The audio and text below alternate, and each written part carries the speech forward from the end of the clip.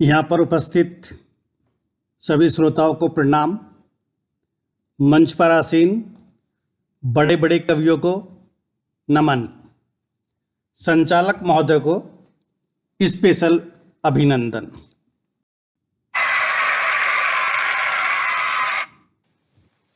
Lockdown की स्थिति से जो व्यंग उत्पन्न हुआ है वह व्यंग मैंने आपके सामने रखने जा रहा हूं।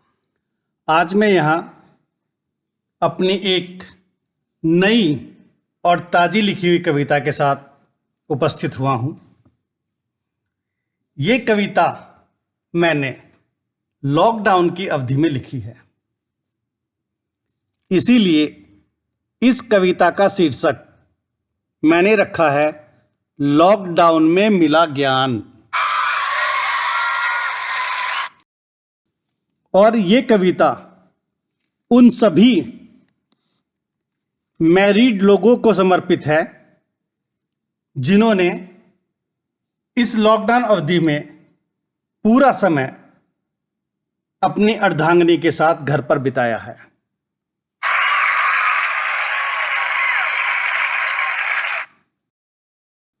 हे मृगनयनी, हे मधुर भाषिणी, हे प्रिय, हे करुणा निधान, तुम मेरी प्रिय हो।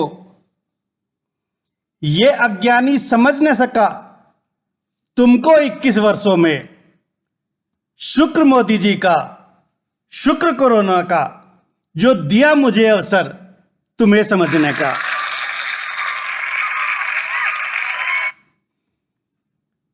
चार और पंक्तियां। तुम ममता की देवी हो, तुम ही ज्ञान की देवी हो, तुम ही दुर्गा, तुम ही शत्रुनाशिनी हो। कभी मदर टेरेसा, कभी असुर संहारक सी लगती हो, मुझे तो तुम इंद्रजीत की अवतार लगती हो।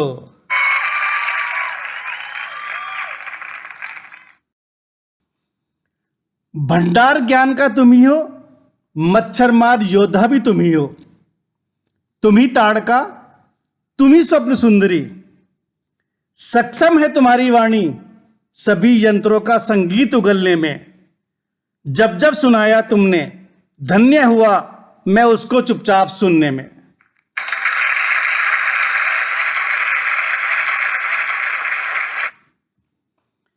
हमारे शास्त्रों में भी लिखा हुआ है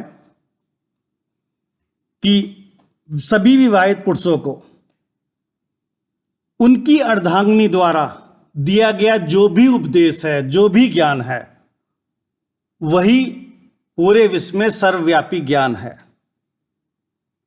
और उसको चुपचाप सुनने में ही आपकी भलाई भी है। और इस समय जो पूरे विश्व में हालात चल रहे हैं, कोरोना के चक्कर में जगह जगह विश्व में लॉकडाउन है, तो अभी आप कविता में कुछ भी ऐसा लिखने की हिम्मत भी नहीं कर सकते जो कि आपकी अर्धांगिनी के विरुद्ध जाता है। तो जो भी पत्नी द्वारा अमृतवाणी आपको सुनने को मिल रही है, उसे आप चुपचाप सुनते रहिए।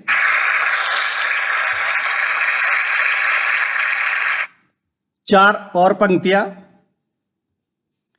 क्या कुछ नहीं सीखा मैंने तुमसे इस लॉकडाउन की अवधि में। तुम ही ब्रह्मा, तुम ही विष्णु, महेश भी तुम ही हो।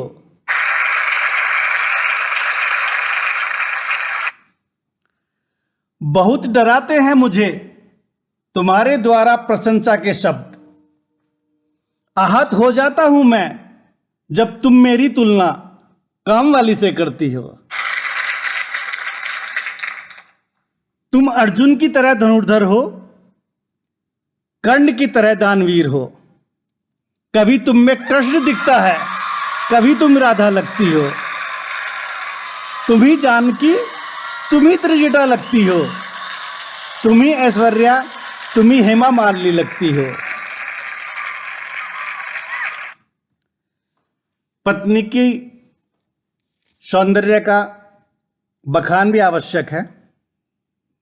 अगर आप घर का माहौल को सही रखना चाहते हैं तो ध्यान रहे कि आप अपना वर्क फ्रॉम होम भी करते रहें, जो आपके पसंदीदा कार्य हैं वो भी करते रहें, लेकिन साथ साथ में जो आप पे ऑब्लिगेशन है उसको भी पूर्ण तरह निभाइए।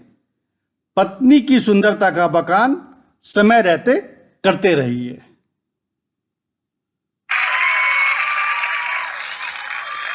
चार पंक्तियां और पढ़ता हूं। देखा है मैंने सभी देवियों का रूप तुम्हारे अंदर। जो लोग दुर्गा जी के व्रत करते हैं और उन्हें दुर्गा सप्तशती में पढ़ा होगा कि दुर्गा जी के 9 रूप हैं और उसमें 9 दुर्गे के दौरान उनके पूजा अर्चना की जाती है। 21 दिन की अवधि में अगर देखा जाए तो आपको अपने ही घर उन सभी देवियों के रूप का पता लग जाता है।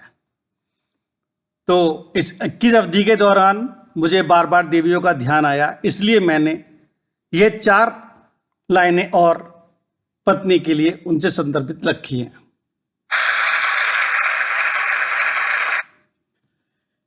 देखा है मैंने सभी देवियों का रूप तुम्हारे अंदर। पाया है तुमने युद्ध कौशल देवियों से भी बढ़कर। अब तो जान गया हूं मैं तुम मुझे बना सकती हो बंदर। शुक्र मोदी जी का, शुक्र कोरोना का, जो दिया मुझे अवसर तुम्हें समझने का। मैंने इस कविता में युद्ध कौशल के बारे में जो बात की है, दुर्गा सप्तशती में वर्णन है देवियों ने कैसे शुंभ निशुंभ और बहुत सारे असुरों का संहार किया है। तो वही युद्ध कौशल इस 21 दिनों के अंदर मुझे भी अपने घर में देखने का अवसर मिला है। तो मैंने ये 4 लाइनें उनके अंदर लिख दी हैं और उनकी क्षमता कि कैसे पत्नी अपने पति को बंदर बना सकती है, इसलिए अंतिम लाइन वो जोड़ी है उसमें। धन्यवाद।